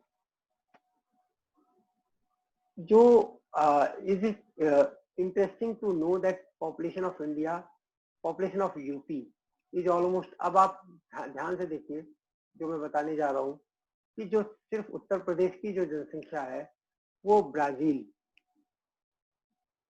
नामक देश की जनसंख्या के बराबर है, जो कि विश्व का एक सबसे बड़ा क्षेत्रफल में एक सबसे बड़ा देश है। Brazil is considered as the most largest country in the world, सबसे ज्यादा बड़ी कंट्री है देश विश्व। तो अब देखिए, जबकि हम महाराष्ट्र की पॉपुलेशन की अगर हम बात करें तो महाराष्ट्र की पॉपुलेशन जो है वो मैक्सिको के इक्वलेंट है। और अगर हम इंडिया की पॉपुलेशन की बात करें तो इंडिया में USA, Japan, Indonesia, Pakistan, Bangladesh जैसे 5 बड़े देशों की जनसंख्या के बराबर है। ये स्थिति हमारी देश। ये डेटा आपके सामने है, देखिए उत्तर प्रदेश की जनसंख्या 19.9 करोड़ है, महाराष्ट्र की जनसंख्या 11.2 है, मेक्सिको की जनसंख्या 11.2 है और 120 करोड़ इंडिया की। अब आप देखिए कि हमारे यहाँ जो यूपी की जनसंख्या वो मेक्सिको की जनसंख्या से ज्यादा है। अगर हम पॉवर्टी की बात करें तो पॉवर्टी आपके देश में अभी भी है। अब ये कैसे है, क्या है, इसके बारे में हम बताएंगे। क्या आपको सड़कों पर अगर आप निकलते हैं, सड़कों पे आपको बेगर्स दिखाई पड़ जाएंगे, स्लम एरिया दिखाई पड़ जाएगा, दोनों तरफ छोटे छोटे बच्चों को काम करते हुए आप देखेंगे। ये सारी चीजें क्या है? ये सारी चीजें गरीबी को दिखाती है। ठीक है। इसके बाद अगर हम देखें कि मोर देन 30 करोड़, अभी भी लगभग 30 करोड़ लोग हमारे यहाँ ऐसे हैं जो कि बिलो पॉवर्टी लाइन है, बिलो पॉवर्टी लाइन। और 27.5% ऑफ पॉपुलेशन हमारी जो है गरीबी की रेखा के नीचे रहने के लिए बाध्य है। लगभग 22 करोड़ लोग ऐसे हैं जो ग्रामीण क्षेत्र में रहते हैं। इन 30 करोड़ में से 22 करोड़ लोग हैं जो ग्रामीण क्षेत्र के गरीब हैं, और the rest live in urban areas, towns and cities, basically in slum areas. अगर हम बात करें स्टेट ऑफ इंडिया की, तो उड़ीसा जो है सबसे ज्यादा गरीब राज्य है हमारे देश में। इसके बाद percentage of people, poor people out of its total population is 46। Percentage of poor people out of total population. तो नंबर ऑफ पुअर पीपल्स आप कह सकते हैं, ओवर पॉपुलेशन आप जो है देखेंगे चंडीगढ़ में, छत्तीसगढ़ में और बिहार में, है ना। सबसे पहले उड़ीसा गरीबी में आता है, दूसरा छत्तीसगढ़ और तीसरा बिहार। प्यारे बच्चों, अगर हम in terms of number of poor people की बात करें तो यूपी में सबसे ज्यादा लोग हैं, यूपी में सबसे ज्यादा लोग हैं नंबर ऑफ पुअर पीपल की बात करें। लेकिन परसेंटेज की जब बात करेंगे तो वो उड़ीसा आएगा। ये चीज आपको ध्यान रखनी होगी, लोग कंफ्यूज रहते हैं। पंजाब, हरियाणा, आंध्र प्रदेश, ये लोग गरीबी से बहुत दूर है ऐसा माना जाता है। आइए देखते हैं, एक डेटा का एनालिसिस करते हैं। उड़ीसा में 46% लोग बीपीएल है, जो कि एक देखा जाए तो अगर हम लाखों में इनकी जनसंख्या करें तो number of poor people in lakhs 179 lakh लोग हैं। अगर हम छत्तीसगढ़ की बात करें तो छत्तीसगढ़ में 41% जनसंख्या गरीब है, और उत्तर प्रदेश में हम बात करें तो 35% है। आंध्रा देखिए, ये सब लिस्ट है। सबसे कम गरीबी पंजाब में है। ऑल इंडिया की अगर हम बात करें तो 27.5 करोड़ लोग आते हैं। पॉवर्टी इज ए कर्स, प्यारे बच्चों, it's a curse on humanity. गरीबी एक वास्तव में काला धब्बा है, क्योंकि गरीबी अपने आप में, पॉवर्टी ब्रिंग्स पॉवर्टी वाली बात करती है, तमाम विशेष सर्कल्स अपने साथ रखती है, चक्रीय दुष्चक्र अपने साथ रखती है। A poor person can not afford his daily needs. गरीबी क्यों अच्छी नहीं है? क्यों अच्छी नहीं? क्योंकि एक गरीब आदमी अपनी जरूरत की चीजें नहीं इकट्ठा कर पाता, और दूसरी बात यह है कि अपने 2 समय का भोजन नहीं कर पाता, कपड़े ठीक से नहीं पहन पाता, उसके लिए रहने की जगह नहीं होता, कच्चे हाउस में रहने के लिए बाध्य होता है, शिक्षा नहीं ले पाता, हेल्थ नहीं मेंटेन कर पाता। तो आप देखिए गरीबी, गरीब अगर आप गरीब हैं तो आपकी कम इनकम है, कम आय होने से, गरीब होने के कारण आप कम आय है, कम आय होने से आपकी जो स्वास्थ्य भी खराब होगा, स्वास्थ्य खराब होने से आप कम उत्पादक होंगे, कम उत्पादक होने से कम आय मिलेगी, और कम आय मिलने का मतलब गरीब है। तो गरीबी के कम बहुत सारे दुष्चक्र आपके सामने दिखाई पड़ते हैं। प्यारे बच्चों, क्यों ये विशेष सर्कल क्यों? A person affected by poverty is either unemployed, या उसके पास बहुत कम इनकम होती है। अब अगर उसकी इनकम कम है करंट ऑक्यूपेशन से, तो नेचुरल अपनी जरूरतों को, बेसिक नीड्स को पूरा नहीं कर पाता। दूसरी बात है कि person must be subjected to exploitation by other. अगर वो गरीब है तो नेचुरल है वो दूसरे के शोषण का शोषण होने के लिए तैयार रहेगा, चाहे वो कास्ट बेस के हो, चाहे रिलीजन के बेस पे, चाहे जेंडर बेस्ड हो। तीसरी बात है कि गरीब person has poor because he or she has not got any property. भाई उनके पास प्रॉपर्टी होगी तो गरीब क्यों कहलाएंगे, है ना। तो नेचुरल वो दूसरे के घर में रहने के लिए बाध्य होगा। इसके अलावा अगर किसी के पास those who have inherited property from their ancestors enjoy certain benefit, उनको एंसेस्टर से अगर उनको प्रॉपर्टी किसी को मिलती है तो उससे उनको फायदा होता है। चौथी बात है perhaps the efforts of the government भी इसमें कम हो सकती है, जिसके कारण गरीबी आपके देश में। Corruption and slow pace of decision भी इसका एक कारण हो सकता है। गवर्नमेंट के ऑब्स्टिकल्स के कारण भी गरीबी हो सकती है। However, existence of poverty is not the failure। असल में हम क्या करते हैं, हम सारी चीजें गवर्नमेंट के ऊपर डाल देते हैं, लेकिन क्या सरकार ही गरीबी के लिए जिम्मेदार है? क्या सरकार ही गरीब, अगर ये प्रश्न हम आपसे पूछते हैं, क्या सरकार ही गरीबी के लिए जिम्मेदार है? नहीं, ऐसा नहीं है। गरीबी के लिए हम स्वयं भी जिम्मेदार हैं। हमें भी सरकार के तमाम नीतियों में सहयोग करना होगा, समाज के तमाम नीतियों में सहयोग करना होगा, ताकि हम गरीबी से छुटकारा पा सकें। डिपेंडेंस ऑन एग्रीकल्चर, ये भी अभी इंडियन इकोनॉमी की एक विशेषता बनी हुई है। हमारे यहाँ देखते हैं कि आज 1951 की अगर हम बात करें तो 1991 में 70% लोग एग्रीकल्चर पर डिपेंडेंट थे। आज की डेट में हम बात करें तो आज की डेट में भी 60% पॉपुलेशन हमारी एग्रीकल्चर पे डिपेंडेंट है। प्लानिंग फॉर डेवलपमेंट, हमने 5 ईयर प्लान को अडॉप्ट किया। 1951 में सबसे पहले हमारा 5 ईयर प्लान चला और ये प्लान 1951 से 1956 तक चला और दूसरा प्लान इस तरीके से 1956 से 1961 तक चला। अब हम आपको एक टेबल दिखाने जा रहे हैं जिसमें 5 ईयर प्लान की बात की गई है। फर्स्ट 5 ईयर प्लान प्यारे बच्चों 1951 से 1956 तक चला। सेकंड 5 ईयर प्लान 1956 से 1961 तक चला। थर्ड 5 ईयर प्लान 1961 टू 66 तक चला। उसके बाद एनुअल प्लान चले एक एक साल के लिए। प्यारे बच्चों, ये वो पीरियड था जब हमारा पाकिस्तान से हमारी लड़ाई हुई थी, युद्ध हुआ था, और इसलिए हम एनुअल प्लान, हम 5 ईयर प्लान को लॉन्च नहीं कर पाए। इसलिए इस पीरियड को हम प्लान हॉलीडे भी पीरियड कहते हैं, पीरियड ऑफ प्लान हॉलीडे भी कहा जाता है। ये 3 प्लान एक एक साथ चले।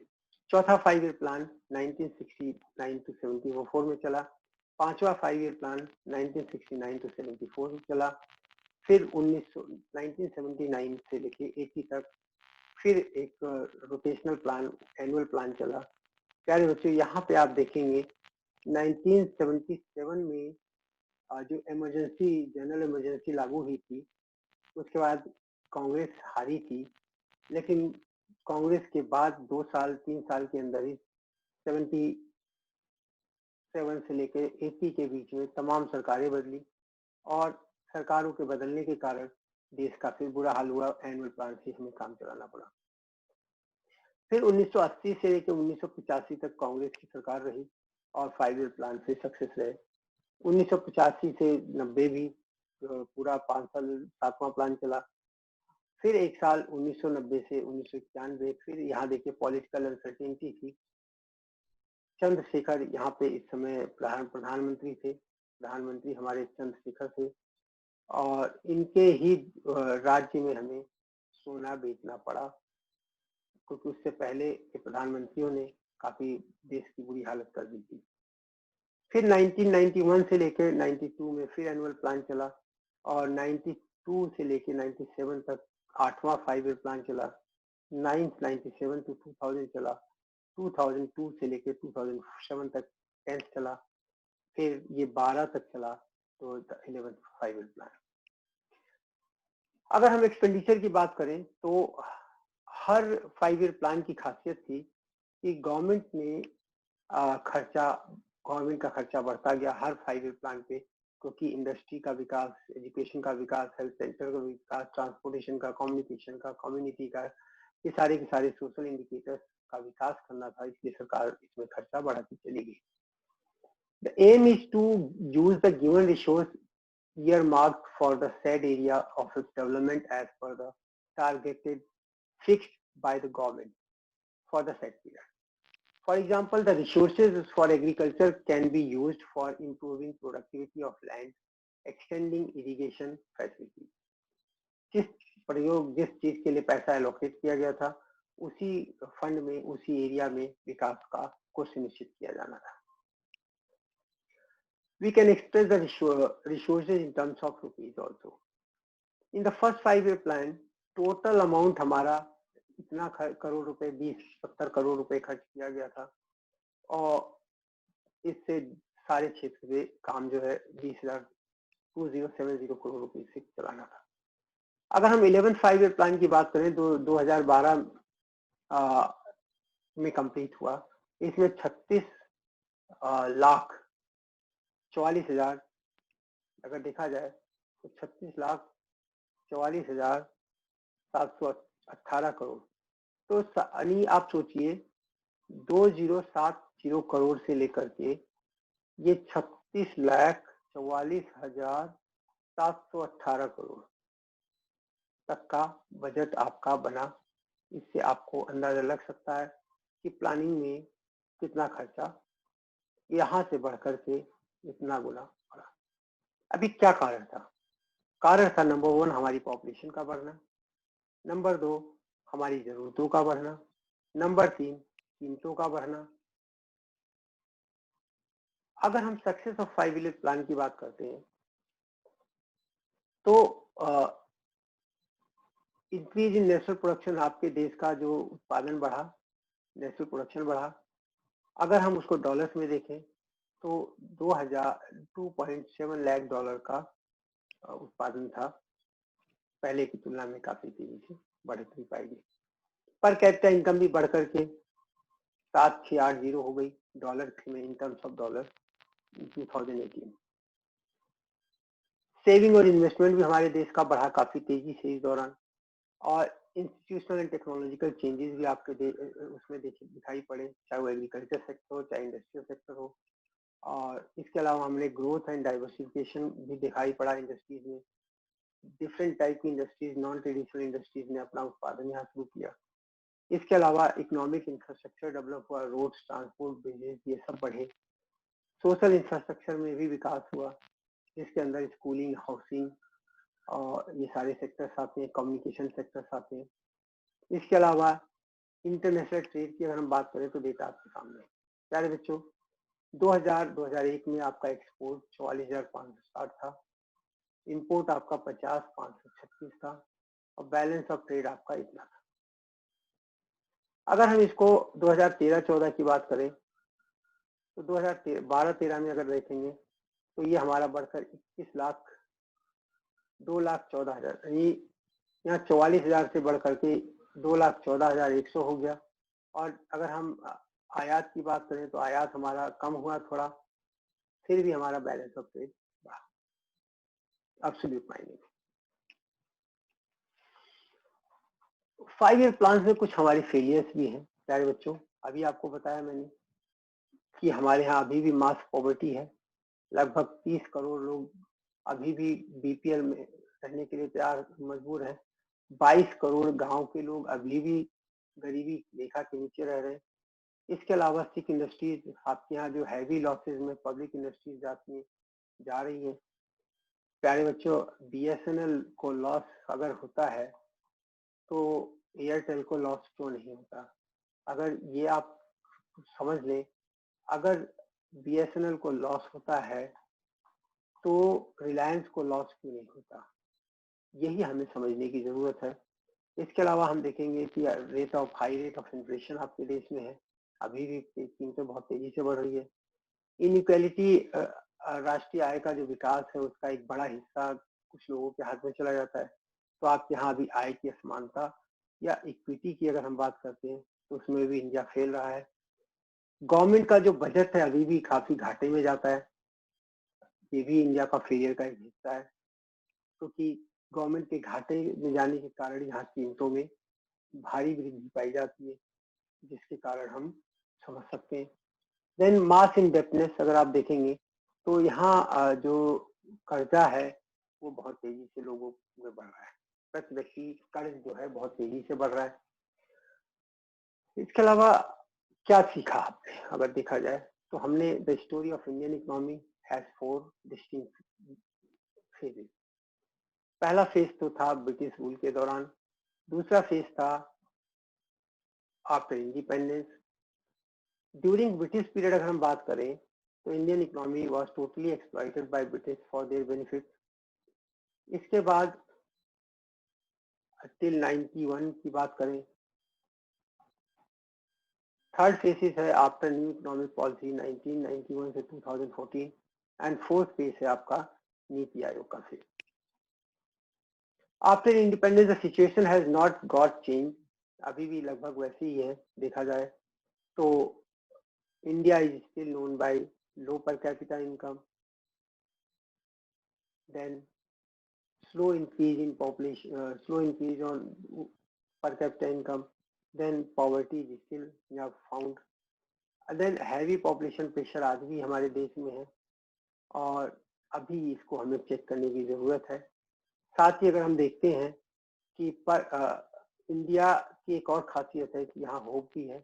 अभी हमने आपको बताया कि यहाँ की लगभग 50% जो जनसंख्या है वो कितनी है, 0 से लेकर 25 साल तक के लोगों की है। इससे पता चलता है कि आपके देश का भविष्य अच्छा है। रिसेंट ईयर्स में कुछ कल्याणकारी काम उठाए गए हैं, जिसमें से जनधन योजना है, आयुष्मान योजना है, इंश्योरेंस स्कीम है, फार्मर्स के लिए, वर्कर्स के लिए इंश्योरेंस स्कीम है, उज्ज्वला योजना है, स्वच्छ भारत अभियान है। ये सारी योजनाएं ऐसी हैं जिसके कारण आप देखेंगे भारत के विकास में काफी परिवर्तन की दृष्टि पाई जाती है। प्यारे बच्चों, अगर हम नीति आयोग की बात करें, नीति आयोग से पहले प्लानिंग कमीशन हुआ करता था। प्लानिंग कमीशन 2014 से बंद हुआ और दोनों में अंतर अगर देखा जाए तो top down approach for planning होती है प्लानिंग कमीशन में, और यहाँ पे formulate national development strategy in A integrated market economy. Top down मतलब जो प्लानिंग अथॉरिटी होता है प्लानिंग कमीशन, वहां से डिसाइड करते थे क्या करना है, कैसे करना है। और जबकि नीति आयोग की अगर हम बात करें तो इसके अंदर सारी चीफ मिनिस्टर्स होते हैं, सारे लोग होते हैं जो बैठ करके बात करते हैं, डिसाइड किया करते हैं क्या क्या करना है, किस एरिया को प्रायोरिटी देनी है। सेटिंग ग्रोथ टारगेट जो है यहाँ पे किया जाता है प्लानिंग कमीशन में। यहाँ evolve national development strategy in consultation with state, सारे स्टेट्स को सम्मिलित करते हुए हम यहाँ पे विकास की बात करते हैं। Then fundamentally central government institution without state representative, इसके अंदर स्टेट के रिप्रेजेंटेटिव नहीं हुआ करते थे, इसमें सारे गवर्नर्स या सारे चीफ मिनिस्टर्स स्टेट्स के बीच में शामिल होते हैं। इसके अलावा discussion with state on annual plan के लिए भी स्टेट से बातचीत की जाती है। और स्टेट कभी कभी इसके अंदर, लेकिन state will continue to receive support from removing bottlenecks and impediments. They will also be able to approach the new institutions for consultancy and capacity building. Then planning commission की अगर हम बात करें तो allocation of central assistance to government state plans in budget estimates for 2014-15 approximately 59 to 44 under centrally sponsored scheme and 15% backward grant हो। ये technical चीजें हैं जो हम लोग करते हैं। अब आप इसका कंपोजिशन की अगर हम बात करें तो चेयरमैन प्राइम मिनिस्टर ही होता है, एक होता है nominated by PM, vice chairman होता है, चीफ एग्जीक्यूटिव ऑफिसर होता है nominated by PM, then full time members होते हैं और पार्लियामेंट के मेंबर्स होते हैं, देन एक्स ऑफिशियो मेंबर्स भी होते हैं। इसमें 4 लोग हो सकते हैं, इस तरीके से आप देखेंगे। अब हम आपको से कुछ डेटा शेयर करना चाहेंगे और उम्मीद करेंगे कि इन डेटा की सहायता से आप रह गए बचे हुए तमाम प्रश्नों को भी हल कर पाएंगे। तो सबसे पहले तो इकोनॉमिक इंडिकेटर की अगर हम बात करें तो पर कैपिटा इनकम देखिए 1951 में डॉलर्स के टर्म में $82 हुआ करता था पर कैपिटा इनकम, जो आज बढ़कर के $2104 पर कैपिटा हो गया है। ग्रोथ रेट की अगर हम बात करें प्यारे बच्चों तो उस समय ग्रोथ रेट हमारी 3.85 हुआ करती थी, बीच में 8.57 हुई। ये मैंने देखिए 4 फेज लिए। एक तो ये है on the eve of independence, ये है आपका टिल 1991, ये है 1991 से 2014 और ये है आपका 2019 से 2020 में लेटेस्ट। तो अब आप इससे अंदाजा लगा सकते हैं कि आपकी जो रेट ऑफ ग्रोथ है वो 4.9 है।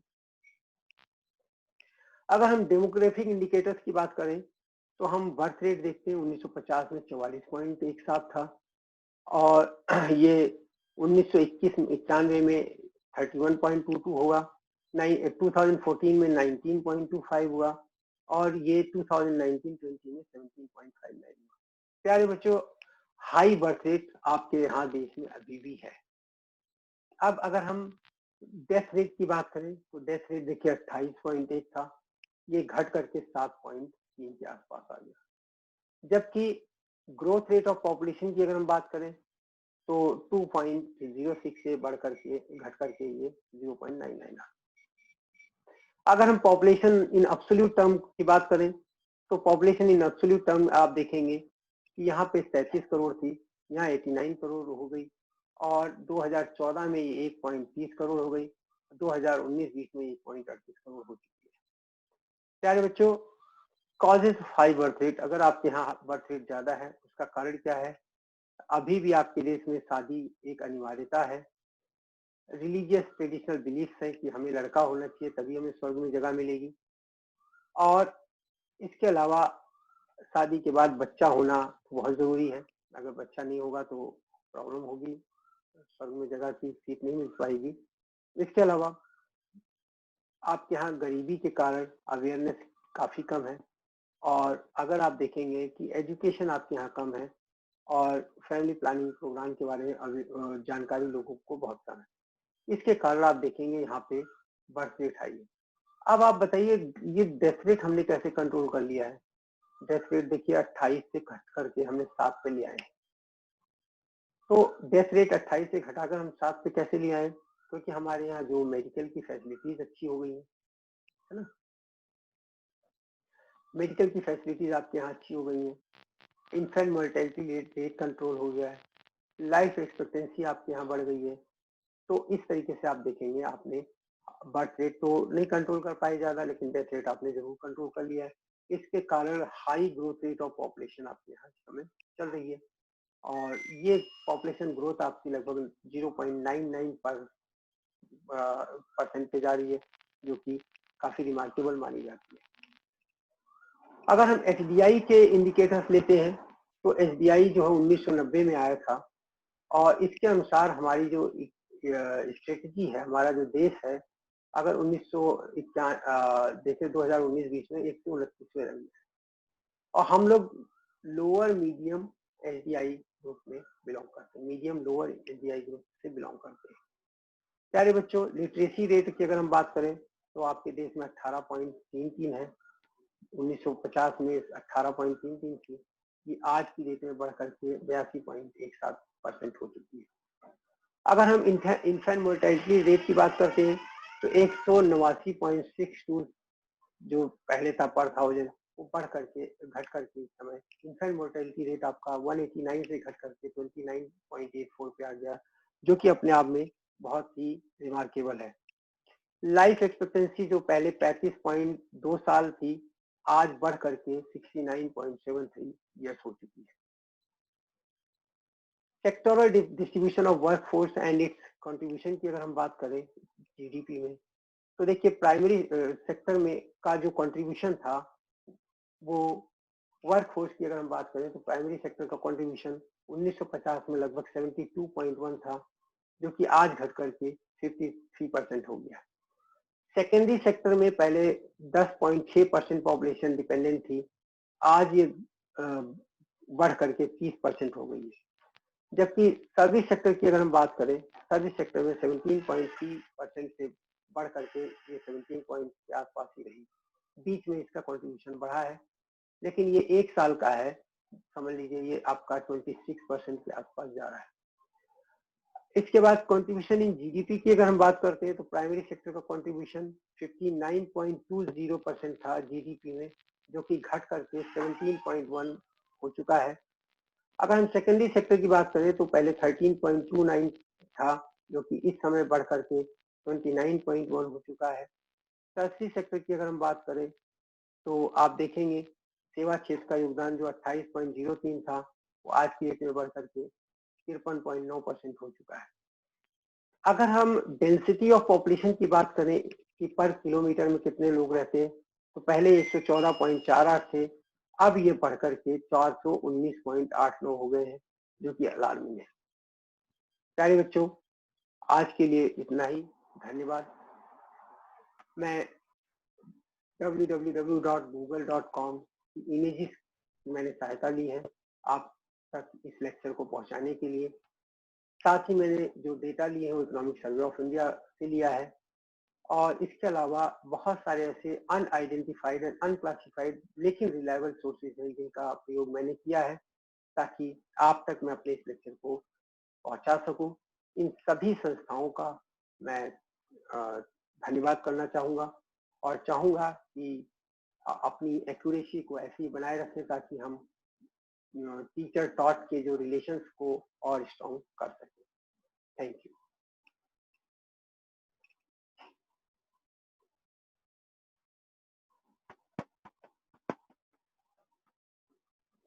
नमस्कार।